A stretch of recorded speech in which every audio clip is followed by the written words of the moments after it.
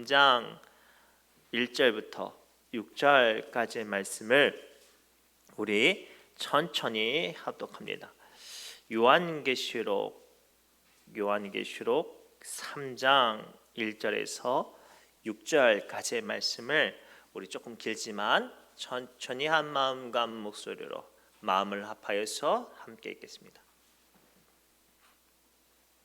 함께 읽겠습니다. 시작. 사대교회 사자에게 편지하라. 하나님의 7 영과 7 뼈를 가진 신이가 이르되 내가 내 행위를 아노니 내가 살아있다 하는 이름을 가졌으나 죽은 자로다. 너는 일깨어 그 남은 바 죽게 된 것을 굳건하게 하라. 내 하나님 앞에 내 행위에 온전한 것을 찾지 못하였노니 그러므로 내가 어떻게 받았으며 어떻게 들었는지 생각하고 지켜 회개하라. 만일 일깨지 아니하면 내가 도둑같이 이르리니 어느 때에 내가 이르는지는 내가 알지 못하리라. 그러나 사대에 그 옷을 더럽히지 아니한 자 몇 명이 내게 있어 흰 옷을 입고 나와 함께 다니리니 그들은 합당한 자인 용고라. 이기는 자는 이와 같이 흰 옷을 입을 것이요 내가 그 이름을 생명책에서 결코 지우지 아니하고 그 이름을 내 아버지 앞과 그의 천사들 앞에서 시인하리라. 귀 있는 자는 성령이 교회들에게 하시는 말씀을 들을지어다. 아멘. 잠깐 기도합니다. 하나님, 이 시간 부족한 종 두렵고 떨리는 마음으로 주의 말씀을 선포합니다. 선포한 말씀을 통하여 우리 교회가 이 시대의 주의 종으로 주의 귀한 사명을 감당하는 살아있는 교회 되어지게 하여 주시고 주의 음성과 능력이 선포되게 하여 주옵소서. 모든 말씀 예수님의 이름으로 간절히 기도드리옵나이다. 아멘. 우리 옆사람 이렇게 축복할까요? 살아있는 교회 됩시다 라고 축복합시다. 살아있는 교회 되시기 바랍니다. 살아있는 교회 되시기 바랍니다. 아무리 그럴듯해도 살아있지 않으면 악취가 나죠. 속담 중에 빛 좋은 게살구라는 속담이 있습니다. 살구처럼 아주 맛있게 생겼지만 살구가 아닌 게살구기 때문에 먹으면 큰일 난다는 속담이에요. 그래서 실제로 게살구가 우리 어렸을 때 좀 한 번씩 보신 분들이 있는데 이 게살구는 먹으면 굉장히 쓰고 맛이 없을 뿐만 아니라 그 씨에는 아미글달린이라는 이제 그 화학 성분이 있어서 이게 체내에 들어가면 청산가리로 바뀐대요. 이 치명적인 독성을 가지고 있어서 이 게살구는 먹으면 안 된다는 의미에 담겨져 있는 메시지예요. 오늘날 많은 믿음의 사람들이 인생이 힘들고 마음이 피곤하고 또 위로받고자 하면 어떻게 하죠? 이 교회를 찾아요. 근데 중요한 건 그 많은 사람들이 교회를 찾는데 어떤 교회를 찾을까요? 좋은 교회를 찾아요. 살아있는 교회를 찾는단 말이에요. 근데 이게 구별이 돼야 안 돼요. 쉽지가 않죠. 건물이 크고 주차장이 넓고 어떤 담임 목사가 수많은 화려한 스펙과 어떤 여정들과 어떤 조건들이 화려해도 그 안에 있는 교회가 살리는 교회가 아니라 죽어 있는 교회라면 우리를 절대 위로할 수 없을 뿐만 아니라 우리의 영혼을 살릴 수가 없습니다. 오늘 우리는 요한계시록 3장 1절에서 6절 말씀을 통해 사대 교회에 책망하신 예수님의 말씀을 봤습니다. 이 당시에 사대 교회가 어떠한 교회였는가? 참 부유하고 화려한 교회였습니다. 그런데 오늘 주님은 그 교회가 살아있으나 죽은 교회라고 책망하죠. 그리고 오늘 이 말씀을 통해 우리는 이 본문의 말씀을 반추하여서 그렇다면 어떻게 해야 우리가 살아있는 교회, 살아있는 성도 되어줄 수 있는지 그 영적인 비밀을 발견하시고 함께 은혜 받기를 원합니다. 첫째가 이거예요. 주님께서 세우신 목적처럼 살아있는 교회가 되라고 오늘 주님께서 우리에게 말씀하세요. 우리 3장 1절 말씀 함께 읽겠습니다. 시작. 하나님의 7 영과 7 뼈를 가지신 이가 이르시되 내가 내 행위를 아노니 내가 살아있다 하는 이름을 가졌으나 죽은 자로다. 아멘. 오늘 본문 말씀을 좀 이해하기 위해서는 사대라는 지방과 사대 교회가 어떠한 어떤 형편이었는지를 좀 알아야 돼요. 당시의 사대는요, 세계에 알려진 모든 나라 중에 가장 금이 많이 나오는 나라 중에 하나였어요. 그로 당연히 부유했겠죠. 심지어는요, 역사상 최초로 금과 은을 섞어서 금화를 정식적으로 발행해서 금화를 통용한 나라예요. 얼마나 상업적으로 발달한 나라인 줄 몰라요. 그래서 그 화려하고 엄청난 발달한 동네 위에, 도시 위에 많은 사람들이 몰려들었어요. 근데 문제는요, AD 17년경에 이 지역에 큰 지진이 일어나서 모든 것들이 다 뒤집어 엎어졌어요. 겨우 살아남은 사람들이 돈과 물질이 있으니까 도시를 재건합니다. 그리고 그때부터 그 사람들의 마음이 어떤 마음이 찾아왔냐면, 이 돈도 많고 화려했지만 죽으면 죽으면 끝이라는 사실을 깨닫고 이 죽음 이후의 세계에 대해서 고민을 해요. 그리고 어떤 자연 숭배 사상이 발전하게 됐어요. 그래서 수많은 신전들이 세워졌는데 신전들에게 막 돈을 투자하는 거예요. 막 금을 막 발라요. 얼마나 화려하고 많은 사람들이 이 내세의 어떤 복을 받기 위해서 많은 것들을 투자했는지 몰라요. 근데 그러한 도시에 사대 교회가 세워졌어요.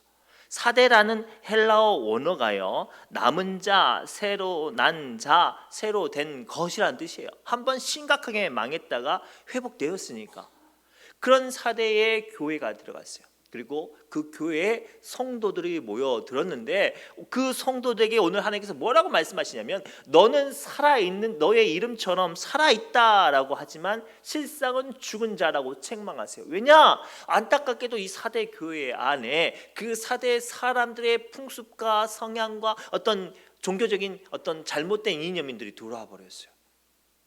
자기 영적인 생명과 하나님을 만나기보다 교회 금치라는 거에 더 치우치게 됩니다. 정말로 믿음이 온전해지고 진실해지기 위해서 발버둥 치는 게 아니라 얼마나 자기 교회가 화려하고 많은 것들이 갖추어졌는지에 집중하게 되었어요. 겉으로 보면 참 그럴듯하죠.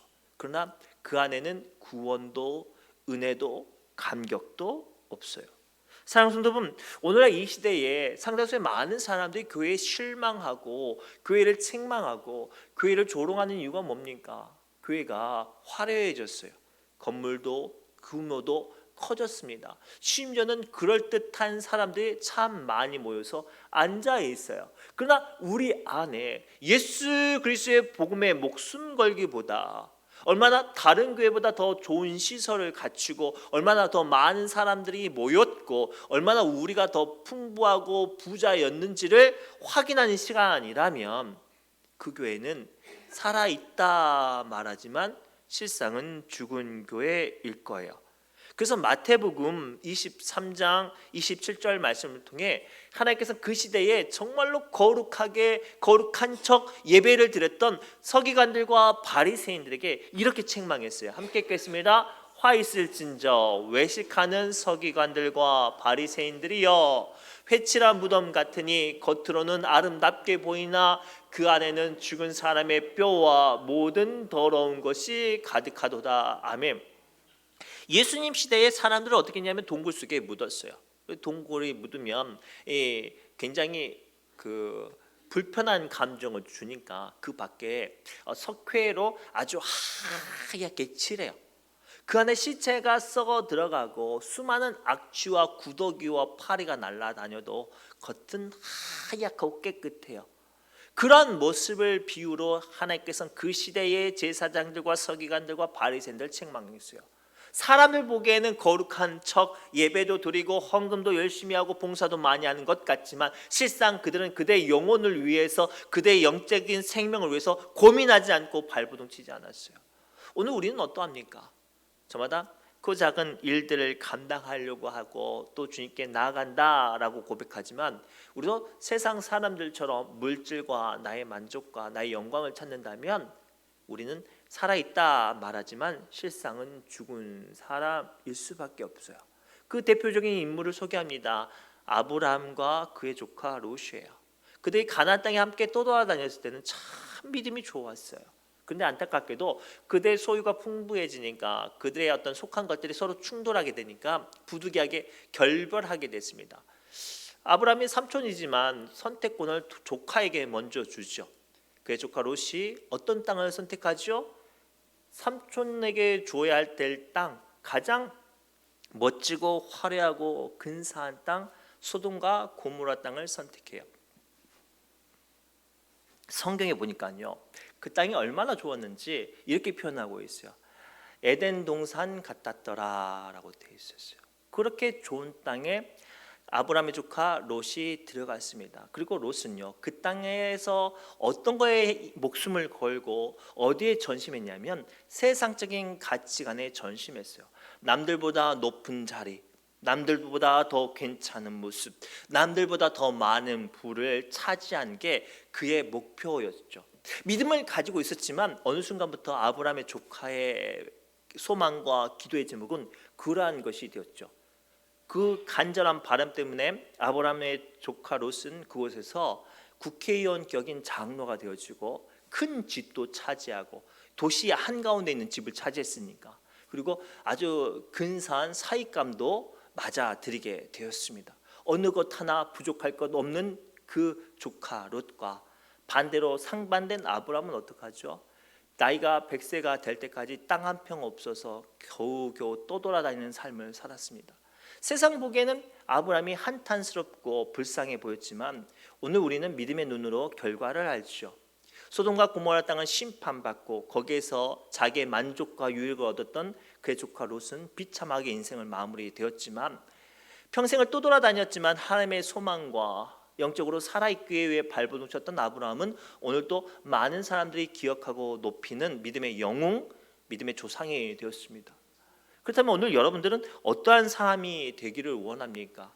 또한 어떠한 사람이고 싶습니까?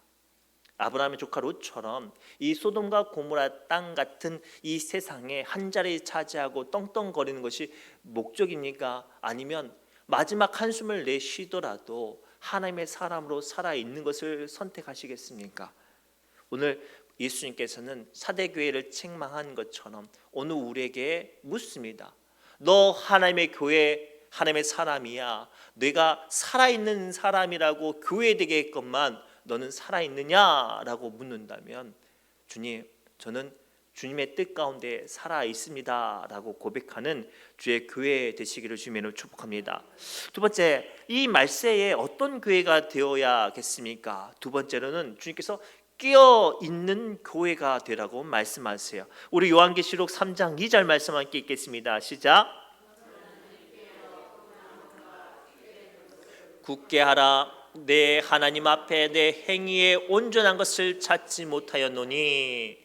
아멘. 이 말씀을 가만히 보면 예수님께서 사대교회에게 뭐라고 당부하냐면, 일깨어 그 남은 바 죽게 된 것을 굳건하게 하라라고 되어 있어요. 이미 세상에 물들어서 썩어져가고 있다면, 망하고 있다면, 죽어가고 있다면 깨어나서 그 죽어가는 것을 살려내고 하나님 앞에 온전해질 수 있도록 노력하라는 거예요.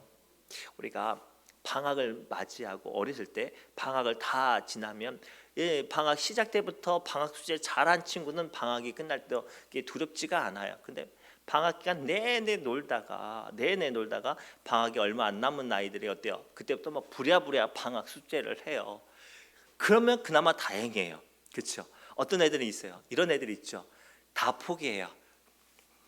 학교 가서 몇 대 맞추면 되지 하고 자요.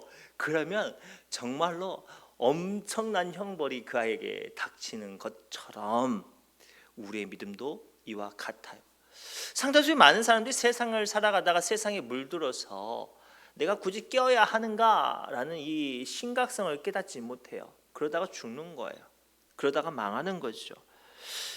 우리가 주님의 사명자라서 주님께서 여러분들 교회 되게 하셨어요. 교회의 원어는요 에클레시아라고 했는데 무슨 뜻이냐면 하나님께서 세상 가운데 하나님의 사람되게 구별해서 불러 모으신 자들이라는 거예요. 어떤 건물이 아니라 하나님께서 세상 가운데 믿음의 사람으로, 하나님의 사람으로, 구원받은 사람으로, 축복받은 사람으로, 은혜받은 사람으로 살아있게 하기 위해서 우리를 따로 불러내셨다는 거예요. 그러면 이곳에서 어떤 사람이 되어야 돼요? 살아있는 사람 되어야 돼요. 그런데 여기서 정신 못 차리고 죽어있는 사람이라면 어떻게 돼요? 하나님께 형벌과 책망받을 수밖에 없어요. 그래서 마가복음 13장 37절에 예수님께서 이렇게 말씀하셨습니다. 함께 읽겠습니다. 깨어 있으라. 내가 너에게 하는 이 말은 모든 사람에게 하는 말이니라 하시니라. 아멘. 이 말씀을 가만히 깊게 묵상하십시오. 예수님께서는요 제자들 불러 모으시고 깨어 있으라 라고 당부하셨는데 뭐라고 말씀하시면 특별히 사랑하는 사람, 내가 주로 닮고 다니는 사람만에게 하는 게 아니라 모든 사람에게 깨어 있으라고 말씀하셨어요. 왜냐? 깨어 있어야 이 말세의 믿음의 사람으로 믿음을 지킬 수 있고, 은혜의 사람으로 은혜를 지킬 수 있고, 생명의 사람으로 생명을 지킬 수 있고, 기도의 사람으로 기도를 지킬 수 있는 거예요. 실제로 겟세마네 동산의 사건을 가만히 보면 예수님께서 최후의 만찬을 마치시고 나서 가장 사랑하는 제자 3명만 데리고 가셨어요. 그들의 믿음이 참 좋았고 그들의 모습이 참 아름다웠기 때문에 예수님께서는 그들을 데리고 가서 함께 기도를 시작을 하셨어요. 근데 문제는 안타깝게 그 3명들이 예수님을 뜨겁게 사랑도 했고 열심히 쫓아다녔고 다른 제자들과 다른 어떤 구별된 모습이 있었지만 깨어서 기도하지 못했어요. 그리고 그 결과가 얼마나 치명적이었냐면 예수님께서 십자가에 달려 돌아가실 때 제일 먼저 예수님을 떠났던 사람이 누구였어요? 베드로였어요. 겟세마네 동산에서 예수님 따라 기도하려고 가장 가깝게 있었던 그 사람이 예수님 죽었다는 소식을 듣고 가장 먼저 떠나고 배신하고 자기의 믿음을 포기한 사람이 그 베드로였어요. 왜 베드로가 그렇게 믿음도 있었고 열정도 있었고 열심도 있었고 은혜도 있었지만 왜 무너졌을까? 베드로는 깨어있어서 깨어있지 못해서 그래요. 오늘 우리는 어떠합니까? 특별히 우리 신흥중앙교회는 어떠합니까? 저는요 이번에도 목사님 만날 때 다른 교회 목사님들 만날 때 자랑했어요. 우리 교회는요 열심히 특심한 교회예요. 우리 교회는요 함께 마음을 모아 뭐든지 다 감당하는 교회입니다 라고 말하면서 우리 초막절 했던 사진들을 다른 목사님들한테도 자랑을 하고 공유를 했어요. 잠깐 봤더니 벌써부터 한 100명이 본 것 같아요. 다들 부러워하고 칭찬을 해요. 그러나 중요한 건 그럼에도 불구하고 우리가 깨어있지 않으면, 여러분들 깨어있지 않으면 아무리 대단한 일들을 하고 아무리 뜨거운 마음과 열정이 있어도 제일 먼저 무너진 사람이 누구예요? 그 사람이에요. 깨어있지 않는 사람이 제일 먼저 무너지고 제일 먼저 낙심하고 제일 먼저 실패합니다. 사랑하는 성도분, 오늘 우리는요 내가 지금 무엇을 하고 있는지가 중요한 게 아니라 내가 지금 이 일을 하면서도 살아있는지가 중요한 거예요. 우리 가끔 가다가 하루 일과를 마치고 막 좀 쉬려고 TV를 켜잖아요. 근데 갑자기 텔레비전이 TV가 안 켜져요. 리모컨을 막 누르고 앞에 불이 들어왔나 안 들어왔나 막 받고 해도 TV가 안 켜지면 내릴 수 있는 결론은 딱 한 가지예요. 뭐예요?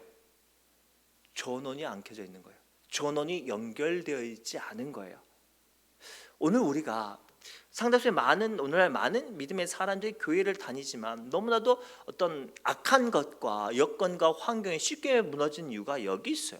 우리가 깨어있지 않아서 그래요. 주님과 내가 기도로 연결되어 있지 않아서 그래요. 끊임없이 내 삶 가운데 말씀하시고 인도하시고 역사하시는 하나님과 소통하는 사람이 되어지지 않아서 우리는 예기치 못한 일에 너무나도 무기력하게 넘어지는 거예요. 그래서 마가복음 13장 37절 말씀을 통해 예수님께서는 오늘 모든 사람에게 하신 말씀이 이 말씀이에요. 깨어있으라. 내가 너에게 하는 이 말은 모든 사람에게 하는 말이니라. 말세를 달려가는 이때에 깨어 계시기 바랍니다. 특별히 우리 신중앙교회 모든 믿음의 중직자들, 또 어떤 직분자들, 또 임직 받아야 될 분들 깨어 계셨으면 좋겠어요. 그 자리에 올라가는 게 중요한 게 아니라 내가 깨어있는 게 중요한 거예요. 그리할 때 하나님께서 나를 주님 오시는 그날까지 믿음의 사람으로 붙들어 주실 줄 믿습니다. 마지막으로요, 처음 말씀을 지켜 회개할 수 있는 교회, 그리고 더럽히지 않을 수 있는 교회가 되어야 한다고 말씀하세요. 우리 요한계시록 3장 3절부터 4절 말씀 함께 읽겠습니다. 시작.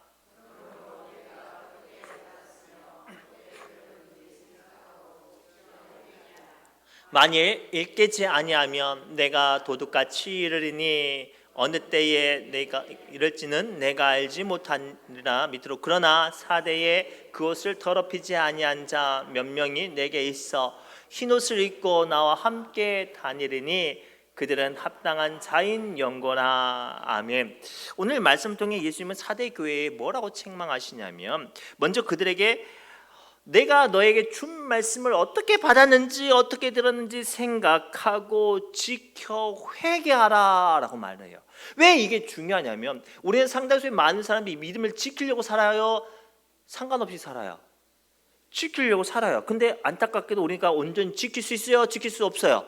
지킬 수 없어요. 그때 어떻게 해야 우리의 마음과 믿음과 어떤 생각을 다시 한번 회복할 수 있을까요? 회개해요. 대표적으로 시편 51편을 보면 다윗이 우리 아내 밧세바를 범하여서 죄를 범하였을 때 깨닫지 못했어요. 그의 믿음과 마음이 무너졌는데 죄로 인해서 깨닫지 못하니까 나단 선지자가 책망해요. 그래서 부끄러워하지만 아파하지만 어떻게 해야 그 믿음을, 어떻게 해야 그 순수함을 회복하는 방법을 알지 못했죠. 그래서 다윗이 어떻게 했어요? 성전에 올라가서 회개했어요. 자기 옷을 찢고 부르짖으면서 발버둥 쳤어요. 하나님, 내 마음에 정한 영을 창조하시고 내 마음을 새롭게 하여 달라고. 다윗이 옷을 찢으면서 부르짖어 기도할 때 하나님께서 다윗의 마음과 영혼과 믿음을 새롭게 회복시켜 주셨어요. 사랑하는 성도 여러분, 오늘날 우리가 이것을 반드시 기억해야 돼요. 우리가 믿음을 가지고 마지막 때를 살아가는 이때지만, 믿음을 지켜야 된다는 사실을 알고 있지만 우리는 온전하지 못하고 여전히 연약해서 넘어질 수 있어요. 실수할 수 있어요. 범죄할 수 있어요. 상처받을 수 있어요. 깨질 수 있어요. 중요한 건 회개하는 거예요. 회개할 때 하나님께서 우리를 회복시켜 주세요. 그래서 시편 51편 17절에 다윗은 이렇게 고백하죠. 함께 읽겠습니다. 하나님께서 구하시는 제사는 상한 심령이라. 아멘. 하나님이여 상하고 통회하는 마음을 주께서 멸시하지 아니하시리로다. 아멘. 왜 이게 중요한가? 다윗은 회개할 때, 하나님, 내가 골리앗 넘어뜨렸잖아요. 하나님, 내가 이 코딱지만한 이스라엘 나라를 대제국으로 세웠잖아요. 자기 업적을 자랑하지 않았죠. 자기의 애통한 마음을 주님께 고백을 했어요. 그리고 놀랍게 하나님께서는 그것을 받으시고 그 마음을 회복시켜 주셨단 말이에요. 오늘 우리는 이 마지막 메시지를 통해 우리가 이런 교회가 되어져야 되고, 이 말씀을 살아갈 때 하나님께서 찾으시는 교회가 어떤 교회인지를 지금 발견했어요. 하나님께서 찾으시는 교회는요, 얼마나 잘난 교회인가, 얼마나 큰 일을 했던 교회가 중요한 게 아니라 여전히 두렵고 떨림으로 회개할 수 있는 교회인지 회개하고 있는 교회인지를 살펴보시는 거예요. 오늘날 한국교회 가만히 보세요. 회개하는 교회 별로 없어요. 다 잘했대요. 내가 이렇게 할 수밖에 없었어 라고 당위성을 말을 해요. 누가 봐도 잘못된 일을 했는데도 불구하고 엉뚱한 이야기를 하죠. 그래서 하나님은 물론요, 세상 사람들도 떠나버리는 거예요. 오늘 본문 말씀을 통해 사대교회의 모습을 통해 우리가 이런 교회가 되기를 좀 되돌아봤으면 좋겠어요. 그럴듯한 외형의 모습을 자랑하는 교회가 아니라 여전히 회개하고 참회하고, 주님, 나는 죄인입니다 라고 고백하며 주의 앞에 서는 사람 되기를 원합니다. 특별히 저는 임직자들을 위해서 그런 기도를 해요. 하나님, 이 사람들이 완벽해서 세운 게 아니라 하나님께서 주신 마음을 가지고 기대하는 마음으로 우리 교회가 세우고 있습니다. 바라건대, 소망하건대 이분들이 스스로 내가 참 괜찮은 사람이라 높임을 받고 이 자리에 선 게 아니라 내가 부족하고 자격이 없지만 하나님께서 세우신다라는 그런 낮은 마음 주세요라고 지금 기도하고 있어요. 이게 잃어버릴 때 우리는 사울 왕처럼 넘어질 수밖에 없죠. 마태복음 25장 21절에 예수님께서 이렇게 말씀하셨어요. 함께 읽겠습니다. 그 주인이 이르되 잘하였다. 잠깐만요. 이 말씀을 가만히 보면 주인이 누구예요? 일한 사람이 주인이 아니었어요. 맡겨둔 분이 주인이에요. 근데 그 주인이 이렇게 말씀하시죠. 그 주인이 이르되 잘하였도다. 착하고 충성된 종아. 뭐를 잘하였기 때문에 착하고 충성됐다고 칭찬을 받을까요? 함께 넘어가 볼게요. 네가 적은 일에 충성하였음에, 이거였어요. 하나님은요, 우리가 대단한 일을 하는 걸 바라는 게 아니었어요. 지극히 작은 거라도 내게 맡겨주신 그것 한 가지, 그것만 잘해도 돼요. 기도라면 그 기도 정말로 내가 목숨 걸고 감당하면 돼요. 찬양! 내가 이 찬양하면서 내 감정이 나보다 앞서지 않도록 감당하면 돼요. 봉사! 내가 내 이름이 높여지는 것이 아니라 왼손이 오른손이 하는 일을 왼손이 모르도록 내가 정말로 이름도 없이 빛도 없이 하는 그것이 충성된 종이에요. 그러한 사람에게 주님은 오늘 하나님께서 어떻게 칭찬하십니까? 계속 읽겠습니다. 내가 많은 것을 내게 맡기리니 내 주인의 즐거움에 참여할지니라. 아멘. 이 말씀이 얼마나 감격스러운지 아세요? 마지막 때에 주님께서 이 땅에 오실 때, 세상의 모든 것들을 다스리는 왕으로 오셨을 때 그 기쁨의 자리에 나를 높이시겠다는 거예요. 내가 그 보잘것이 없는 그 작은 것, 남들이 알아주지 않는 그 작은 것 가운데 물러서지 않고 오늘 또 낮아지는 마음에 실수해도 주님, 내가 이 일들 맡겨주셨는데 어느 순간부터 내가 주인 됐습니다. 내 한 일 안 알아준다고 해서 내가 속상했습니다 라는 마음 말고요, 남들이 뭐라 해도 상관없이 묵묵히 그 자리 지키면서 오늘 또 겸손히 나갈 때 하나님께서 그 사람을 주님 오시는 그날에 칭찬하는 교회 되게 하실 줄 믿습니다. 우리 초막절을 통해서 함께 나눈 메시지 중에 하나가 이거였잖아요. 주님 언제 오실지 모르지만 주님 오실 때 맞이할 수 있는 사람 어떤 사람이에요? 부르실 때 듣는 사람이에요. 그렇죠? 그래서 우리는 오늘 또 살아 있어야 하고 오늘 또 깨어 있어야 하고 오늘 또 지극히 작은 일에 충성되어야 하는 귀한 믿음의 교회 되시길 주님으로 축복합니다. 기도합니다. 하나님 주신 말씀 붙잡고 우리 신의중앙교를 위해서 고민하며 고백하며 기도합니다. 이 한국의 많은 교회 중에 주님 우리 신의중앙교회가 살아있는 교회 되어지게 하여 주옵소서. 우리 교회 크고 작은 모든 일들을 감당하는 믿음의 중직자들이 살아있는 성도 되어지게 하여 주옵소서. 영적으로 그렇듯한 모습만 말하는 것이 아니라 정말로 주님의 영적인 세계를 깨닫고 오늘 또 회개하며 낮아지며 살아있는 믿음의 사람 되게 하여 주옵소서. 하나님께서 불꽃처럼 역사해 주실 것 믿사오며 모든 말씀 예수님의 이름으로 간절히 기도드리옵나이다. 아멘. 우리 새 노래 찬양